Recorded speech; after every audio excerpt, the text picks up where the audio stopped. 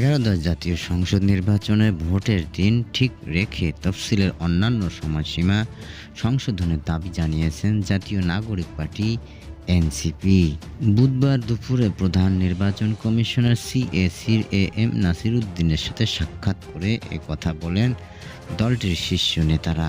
প্রায় 1.5 ঘণ্টার বৈঠক শেষে জাতীয় নাগরিক পার্টির এনসিপির মুখ্য সমন্বয়ক নাসির উদ্দিন পাটোয়ারি জানান, প্রবাসী ভোটারদের নিবন্ধনের সময়সীমা আরও বাড়ানোর প্রস্তাবে ইসি ইতিবাচক আশ্বাস দিয়েছেন। এ সময় নাসির উদ্দিন পাটোয়ারি আওয়ামী লীগের আলোচনা করে বলেন, 12 ফেব্রুয়ারি ভোট বানচাল করতে ওই দলটি ও ভারত চেষ্টা করছে। এছাড়া সুষ্ঠু ভোটের ক্ষমতা নিয়ে ইসির ক্ষমতা নিয়েও সন্দেহ রয়েছে। আগামী 12 ফেব্রুয়ারিতেই ভোট করতে হবে, সক্ষমতা বাড়াতে হবে কথা জানিয়ে নাসির উদ্দিন পাটোয়ারি বলেন, সময় মতো ভোট হবে কি না তা নিয়ে এখনও আশঙ্কা রয়েছে।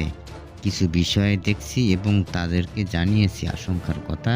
তারপরও ইসিকে বলছি 12 তারিখের যেমন ভোট হয়।